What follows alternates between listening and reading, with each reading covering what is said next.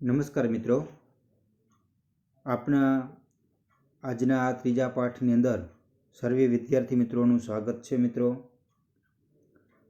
અત્યાર સુધી જે આપણે વિડીયો ચલાવેલા હતા એ આપણે પહેલા અને બીજા પાઠના હતા.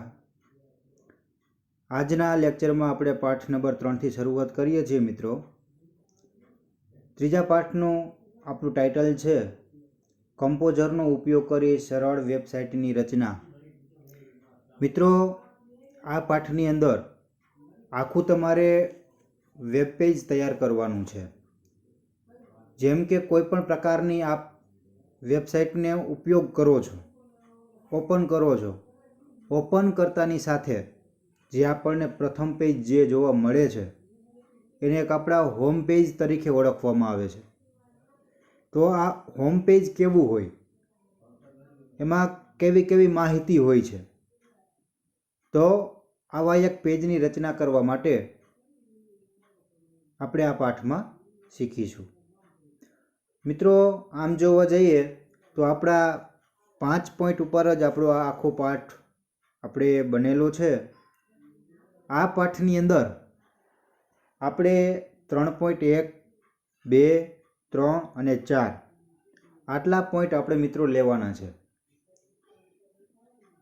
અને 3.5 જે છે એ 3.5 જે છે એ પોઈન્ટ આપણે લેવાનો નથી, કારણ કે આપણા કોર્સમાં એ 3.5 જે છે એ બાદ કરેલો છે.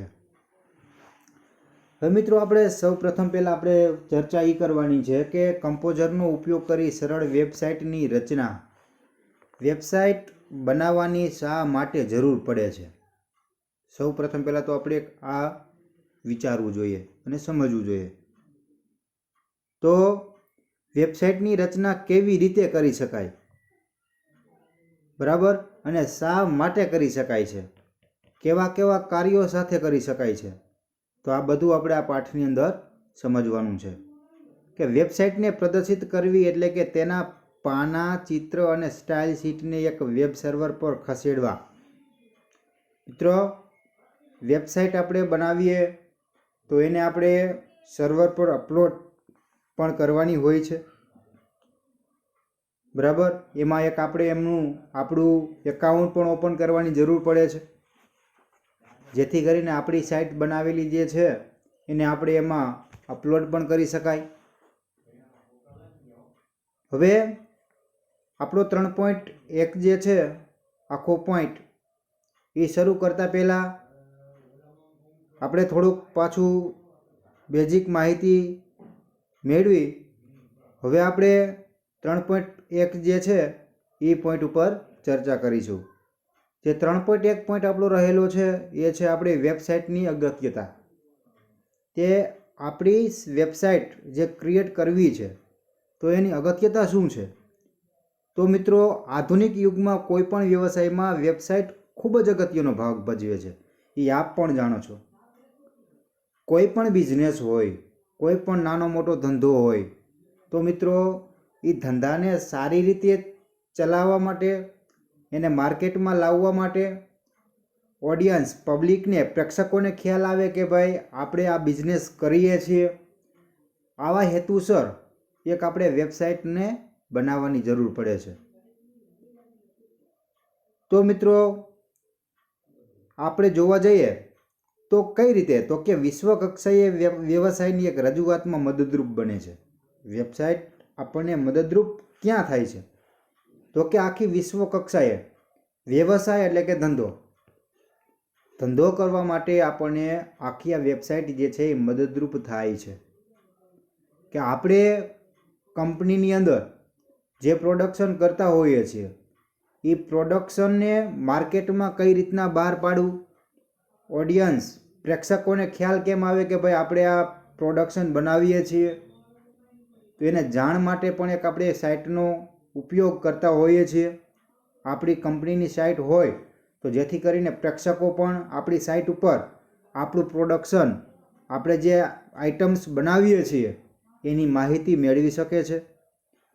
એટલા માટે વ્યવસાયના એક વિકાસમાં, ઉત્પાદનના વેચાણમાં અને ગ્રાહકોને બહોળી સંખ્યામાં આકર્ષવા તે મદદરૂપ બને છે. ગ્રાહકોને આકર્ષવા એટલે કે મિત્રો આપણે સામાન્ય ચર્ચા કરીએ તો આપણે અત્યારે જે મોબાઈલ, એન્ડ્રોઈડ મોબાઈલ યુઝ કરીએ છીએ, તો મિત્રો આપણે કોઈ પણ કાર્ય કરતા હોઈએ છીએ મોબાઈલની અંદર, તો આપણને કોઈ પણ એક એવી ઇન્ટરનેટ ચાલુ હોય છે તો કોઈ પણ એક આપણને એડ આવી જતી હોય છે. શા માટે? તો કે એ કંપની જે છે એ કોઈ પણ એડવર્ટાઇઝ આપવા માટે નેટવર્ક સાથે કનેક્ટેડ હોય છે કે જેને અમુક ટકા એનું વળતર આપે છે, જેથી કરીને એની એડ જે છે એ એમાં આપવા માંગે છે. એટલા માટે કે જેથી કરીને ખ્યાલ આવે કે કોઈ પણ વ્યક્તિ જે છે યુઝ કરે છે તો ડાયરેક્ટ એડવર્ટાઇઝ આવશે, તો એડવર્ટાઇઝ આપણે ભલે પૂરેપૂરી ન જોઈએ તો કાંઈ વાંધો નહીં, પણ 2-4 સેકન્ડ કે 5 સેકન્ડ આપણી એડવર્ટાઇઝ ખાસ પેજ ઉપર રહેતી હોય છે. તો જેથી કરીને પ્રેક્ષકોને ખ્યાલ આવે કે આવી કંઈક કંપની છે, આવું કંઈક પ્રોડક્શન બનાવે છે, પ્રોડક્શન કરે છે, તો એટલા માટે પ્રેક્ષકોને ખબર પડે એવા હેતુથી પણ એક આપણે વેબસાઇટ બનાવવાની હોય છે. ત્યાર પછી તો કે વેબસાઇટની રચનામાં શ્રેષ્ઠ તકનિકનો એક ઉપયોગ કરીને કોઈ પણ વસ્તુને એક આકર્ષક રીતે રજૂઆત ધારેલ નફો મેળવી શકાય છે. સૌપ્રથમ મિત્રો આપણે વેબસાઇટ બનાવવી હોય તો પહેલાં એક વેબસાઇટનું આખું માળખું જ એક એવું તૈયાર કરવું જોઈએ કે જેથી કરીને વેબસાઇટ જે છે એક આકર્ષક લાગવી જોઈએ, કે એક એનું આખું ફ્રન્ટ પેજ આપણે બનાવતા હોય તો ફ્રન્ટ પેજ જ એક એવું સારું એવું હોવું જોઈએ કે જેથી કરીને એ ફ્રન્ટ પેજ જોતાની સાથે કોઈ પણ લોકોને વેબસાઇટની મુલાકાત લેવાનું મન થાય છે. એટલા માટે આપણે જ્યારે એમનું વેબસાઇટ બનાવવાનું આયોજન કરતા હોઈએ છીએ તો આખું ત્યારે એનું માળખું જ એક આપણું એવું કમ્પ્લેટ બેસાડવું જરૂરી છે. તો મિત્રો એક આ વેબસાઇટની અગત્યતા થઈ. બીજો પોઈન્ટ જે છે આપણે વેબસાઇટનું આયોજન. હવે મિત્રો આપણે BA અત્યારે અભ્યાસ કરીએ છીએ તો કોઈ પણ ધંધો આપણે કરવો હોય તો એમાં આયોજન જે છે એ ફર્સ્ટ એનો ભાગ હોય છે. કોઈ પણ નાનો મોટો ધંધો કરવો હોય, સામાન્ય આપણા ઘરે કોઈ પણ પ્રકારનો પ્રસંગ કાઢવો હોય તો પણ એક આપણે એની પાછળનું આયોજન એક આપણે તૈયાર કરતા હોઈએ છીએ. અને ખરેખર મિત્રો આયોજન સાથેનું કાર્ય જે છે એ એકદમ સરળ હોતું હોય છે. જો આપણે અગાઉ આયોજન કરેલું હોય તો એ કાર્યની અંદર કોઈ પણ વિઘ્ન આવતું નથી. બરાબર? તો આ એક વેબસાઇટ ક્રિએટ કરવા માટે આપણને એક આયોજન કઈ રીતના કરવું, આયોજન કરવા માટે કેટલા મુદ્દાઓને ધ્યાનમાં રાખવા, બરાબર? તો આપણને ટોટલ 4 મુદ્દાઓ ધ્યાનમાં રાખવાનું કીધું છે કે આપણે વેબસાઇટ બનાવવા માટેનું જો આપણે આયોજન કરવું હોય તો કયા કયા 4 મુદ્દા પર આપણે ચર્ચા કરવી જોઈએ, કયા કયા 4 મુદ્દા ઉપર કઈ કઈ વસ્તુ આપણે વિચારવી જોઈએ. તો એમાંનો એક ફર્સ્ટ આપણો પોઈન્ટ છે હેતુ, એટલે કે પર્પોઝ. બીજો પોઈન્ટ છે આપણો પ્રેક્ષકગણ એટલે કે ઓડિયન્સ. ત્રીજો છે આપણે વિષય વસ્તુ અને ચોથો પોઈન્ટ આપણો જે છે માધ્યમ. બરાબર? તો આ 4 પોઈન્ટ ઉપર આપણે વિચારીને સારા સારા એવા પોઈન્ટ રાખી અને એનું આખું સ્ટ્રક્ચર એટલે કે માળખું તૈયાર કરવું જોઈએ. કે વેબસાઇટની એક રચનામાં આયોજન જેટલું બહેતર હશે એટલી જ વેબસાઇટની એક ઉપયોગિતાના એક સંદર્ભે સરળતાની તક પણ તેટલી જ વધુ રહે છે. બીજા શબ્દમાં કહીએ તો મિત્રો વેબસાઇટ બનાવવા માટેનું એક ધ્યેય એટલે કે સિદ્ધ કરી શકાય છે. બરાબર? જો એક આયોજન સારું એવું હશે તો આપણે એ વેબસાઇટ બનાવવા આપણું ધ્યેય જે છે એ એક આપણે સિદ્ધ કરી શકાશે. આપણું કાર્ય જે છે એ એક સરળતાથી પૂર્ણ પણ કરી શકાશે. તો એક કોઈ પણ કાર્ય કરવા માટે ખાસ ફર્સ્ટ આપણું એક આયોજન હોવું જોઈએ. સારી વેબસાઇટ બનાવવા માટેનું એક ધ્યેય સિદ્ધ કરી શકાય એટલે કે બનાવવા માટે એક આયોજનની પ્રક્રિયામાં માધ્યમ ધ્યાનમાં એક રાખવા માટેના કેટલાક અગત્યના મુદ્દાઓ નીચે દર્શાવેલ છે. એમાં પહેલો આપણો મુદ્દો જે આપેલો છે એક ફર્સ્ટ છે હેતુ, કે હેતુલક્ષી એટલે કે આપણે જે વેબસાઇટ બનાવવી છે તો એ વેબસાઇટ આપણે કયા હેતુથી બનાવી છે, એનો હેતુ શું છે, એનો પર્પઝ, એને શેમાં યુઝ કરવી છે, એ વેબસાઇટની અંદર કેવા કેવા પોઈન્ટ આપણે રાખવા છે, બરાબર. તો એક ખાસ એનો હેતુ આપણે નક્કી કરવો જોઈએ. તો હેતુમાં આપણે જોઈએ તો કે વેબસાઇટની રચના કરતા પહેલા તેની એક વ્યાખ્યા અને ધ્યેય સ્પષ્ટ હોવો જરૂરી છે. યોગ્ય રીતે એક રચના પામેલી એક વેબસાઇટ સંસ્થાને મદદરૂપ બને છે જો સારી હશે તો, બરાબર. એટલે મિત્રો એ કહેવા એવું માગે છે કે એક સ્પષ્ટ હોવી જોઈએ, વ્યાખ્યા એક એની કમ્પ્લીટ હોવી જોઈએ, એક વાક્ય એની આખી વાક્ય રચના જે છે એ કમ્પ્લીટ હોવી જોઈએ. કોઈ પણ વેબસાઇટ જે છે એ અધૂરી હોવી જોઈએ નહીં. આપણી વેબસાઇટ જે છે એ પ્રેક્ષકોને એટલે કે ગ્રાહકોને પૂરેપૂરું માર્ગદર્શન આપતી સાઇટ હોવી જોઈએ. દાખલા તરીકે આપણે જે આઇટમ્સને એમની અંદર અપલોડ કરીએ છીએ તો આઇટમ્સ પ્રેક્ષકો વ્યવસ્થિત જોઈ શકવા જોઈએ, પસંદ કરી શકતા હોવા જોઈએ, એની પાછળની ડિટેલ્સ જાણી શકતા હોવા જોઈએ. એમને ઓર્ડર આપવો હોય તો એ આપણને ઓર્ડર પણ આપતા હોવા જોઈએ, આપી શકતા હોવા જોઈએ. એક એમાં એને કિંમત જાણવી હોય તો આપણી કિંમત પણ એક જાણી શકતા હોવા જોઈએ. આપણું એડ્રેસ, એને કદાચ ઓર્ડર કેન્સલ કરવો હોય તો કેન્સલ પણ કરી શકતા હોવા જોઈએ. તો મિત્રો આ નાના પોઈન્ટ, ઘણા બધા પોઈન્ટ ઉપર આપણે ધ્યાન રાખીને એક સાઇટની રચના કરતા હોઈએ છીએ. તો મિત્રો વેબસાઇટની રચનાનો એક હેતુ વ્યક્તિઓના સમૂહને એક માહિતી પહોંચાડવા માટેનો હોય છે. ખાસ તો કે આપણે કોઈ પણ કંપની માટેની વેબસાઇટ બનાવીએ છીએ તો પ્રેક્ષકોને એક આપણી કંપનીની માહિતી પહોંચાડવા માટે એક આપણે આ સાઇટનો યુઝ કરતા હોઈએ છીએ. હવે નક્કી થયા પછી એક વેબસાઇટના વિષય વસ્તુ એટલે કે કોન્ટેન્ટ અને એક રૂપરેખા એટલે કે લેઆઉટ યોગ્ય રીતે એક વિકસાવી શકાય છે. લેઆઉટ કોને કહેવાય મિત્રો? તો કે એક આખું એનું માળખું, એને એક લેઆઉટ તરીકે ઓળખવામાં આવે છે. લેઆઉટ એટલે કે આખું માળખું, કે કોઈ પણ લેઆઉટ એટલે કે એક એનું બેકગ્રાઉન્ડ તરીકે પણ એક આપણે એને કહી શકાય કે એક એનો દેખાવ સારો એવો હોવો જોઈએ. હવે આયોજનનો આપણે બીજો પોઈન્ટ જોવા જઈએ તો બીજો પોઈન્ટ છે આપણો પ્રેક્ષકગણ એટલે કે ઓડિયન્સ. તો કે એક વેબસાઇટના રચનાત્મક વિભાગનું એક કાર્ય શરૂ કરતા પહેલા એક અપેક્ષિત ઉપયોગકર્તા અંગેની જાણકારી હોવી જોઈએ. હવે ઓડિયન્સને શું હોવું જોઈએ? તો ઓડિયન્સ જે છે, પ્રેક્ષકગણ જે છે, એને વેબસાઇટ આપણી જે છે તો સામાન્ય વેબસાઇટને કઈ રીતે યુઝ કરવી એવી એક એને માહિતી હોવી જોઈએ. હવે વેબસાઇટમાં એક સામાન્ય અને વિસ્તૃત એમ બંને પ્રકારની માહિતી હોવી જોઈએ, જેમાં વિશિષ્ટ અને સરળ માહિતીનો સમાવેશ પણ થયેલો હોવો જોઈએ. ટૂંકી માહિતી તો હોય જ, પણ આપણે બીજી વધારાની માહિતી જે છે એ પણ એક માહિતી આપણે એમાં વિસ્તૃત પ્રમાણમાં પણ આપવી જોઈએ, જેથી કરીને કસ્ટમર જે છે કોઈ પણ માહિતીથી એક સંકોચ ન અનુભવે.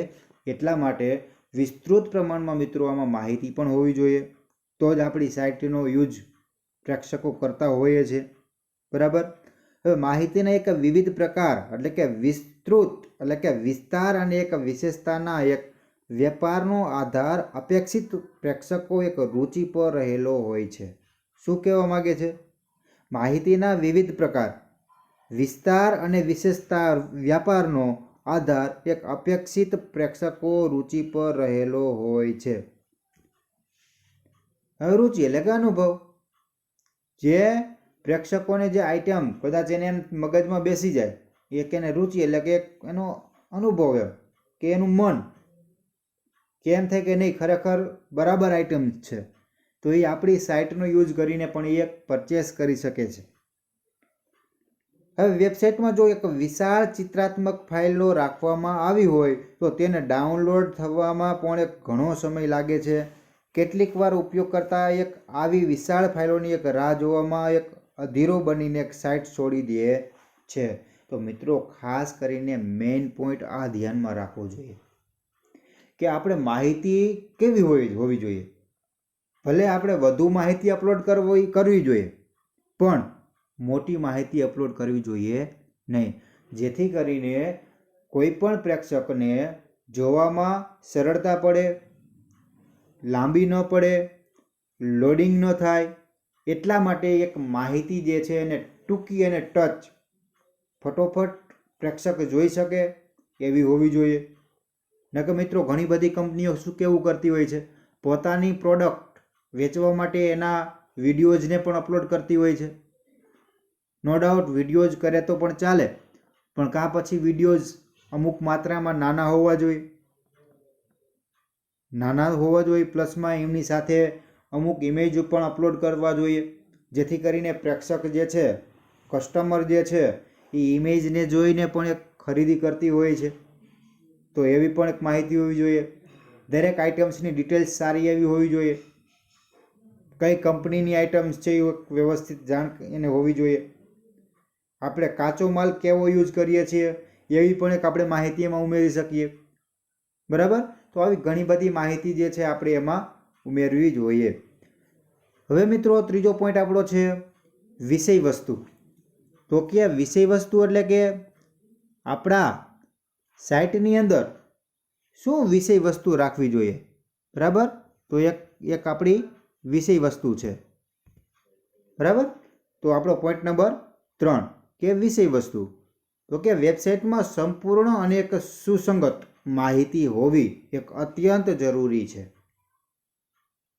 બરાબર? શું કહેવા માંગે છે વિષય વસ્તુમાં? તો કે વેબસાઇટમાં સંપૂર્ણ અને સુસંગત. સંપૂર્ણ એટલે કે પૂરેપૂરી, સુસંગત એટલે કે સારી અને ચોકસાઈવાળી. બરાબર? આવી એક માહિતી હોવી જોઈએ. હવે અસંગત માહિતીનો એક વધુ ઉપયોગકર્તાઓને એક નિરાશ બનાવે છે. જો માહિતી આપણી સારી નહીં હોય, પૂરેપૂરી ડિટેલ્સ નહીં હોય, બરાબર, તો જે પ્રેક્ષક જે છે, કસ્ટમર જે છે, એમાં ખાસ કરીને એક મન લગાડતો નથી, એને સંતોષ થતો નથી. બરાબર? તો કે કારણ કે ત્યાં એક સ્પષ્ટ વિગતો પ્રાપ્ત કરી શકતો નથી. વળી જો પૂરી પાડવામાં આવેલ માહિતી અપૂર્ણ હોય તો ઉપયોગકર્તા વેબસાઇટ છોડી દે છે. એટલે કે વેબસાઇટની એક મુલાકાત લેતો નથી. જો એને પૂરી માહિતી ન મળે તો એ શું કરશે? તો કે સાઇટને છોડી દેશે. કોઈ પણ એને બીજી કોઈ કંપનીની સાઇટને એક અનુભવશે. બરાબર? તો એક આપણે સાઇટ જ એક એવી બનાવવી જોઈએ કે જેથી કરીને એમાં સંપૂર્ણ માહિતી હોવી જોઈએ. ત્યાર પછી આપણે આગળ જોવા જઈએ મિત્રો, તો કે વેબસાઇટના એક વિષય વસ્તુને સામાન્ય અને એક વિસ્તૃત વર્ગોમાં એક વહેંચવું જરૂરી છે, જેને કહેવામાં આવે છે સ્ટ્રક્ચર. કે તમને ટૂંકમાં એક એક્ઝામ્પલ આપું કે આપણી બુક્સની અંદર સ્કૂલ પ્લાઝા નામની એપ્લિકેશન છે. એટલે કે એવી એક સાઇટ બનાવવાની આપણને કીધી છે. હવે એમાં સ્કૂલ પ્લાઝાની અંદર આપણે બેગનો ઇમેજ આપેલો છે.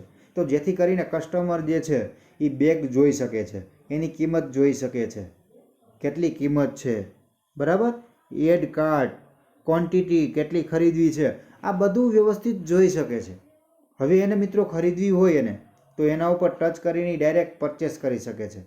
પરચેસ કરતાની સાથે આપણને બીજું પેજ ઓપન થાય છે.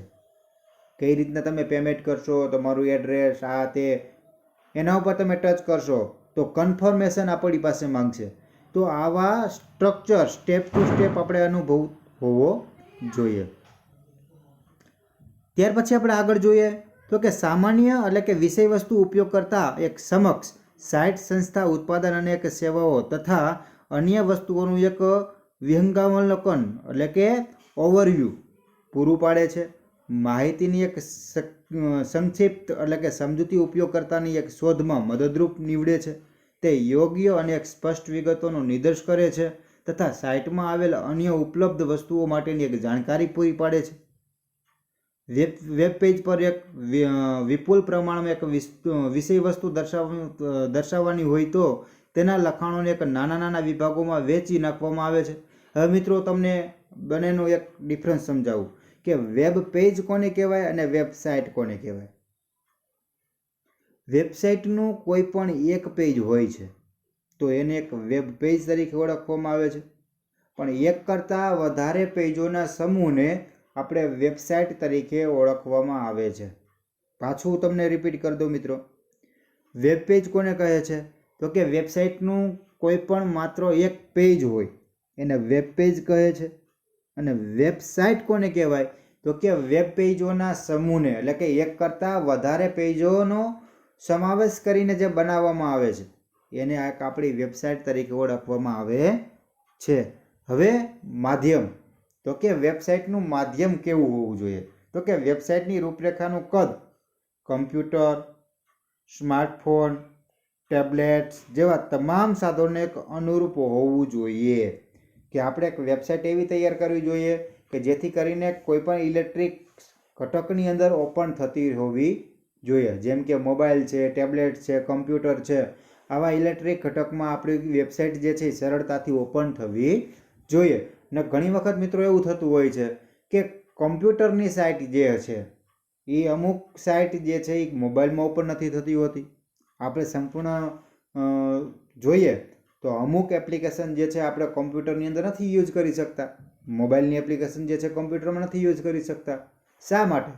તો કે એની સિસ્ટમ એવી છે કે ભાઈ ફક્ત એમના કમ્પ્યુટરની અંદર જ, ઓપરેટિંગ સિસ્ટમની અંદર જ યુઝ કરી શકાતી હોય છે. એટલા માટે તો આપણે વેબસાઇટ પણ એવી ક્રિએટ કરવી જોઈએ કે જેથી કરીને દરેક ઇલેક્ટ્રિક આઇટમની અંદર આપણી એપ્લિકેશન શરૂ થતી હોવી જોઈએ. ત્યાર પછી તો કે ઉપરાંત વેબસાઇટની રૂપરેખા તૈયાર કરતી વખતે પણ ધ્યાનમાં રાખવું જોઈએ કે તેને એક મોઝિલા ફાયરફોક્સ અથવા ક્રોમ અથવા ઓપેરા અથવા ઇન્ટરનેટ એક્સપ્લોરર જેવા તમામ પ્રચલિત વેબ બ્રાઉઝરમાં યોગ્ય રીતે દર્શાવવામાં આવે છે. આપણા મિત્રો બધા વેબ બ્રાઉઝર થયા કે આપણે જેને મદદથી ઇન્ટરનેટનો યુઝ કરી શકીએ છીએ. અને આપણી હંમેશા સાઇટ જે છે એ કોઈ પણ બ્રાઉઝરની અંદર જ ઓપન થતી હોય છે.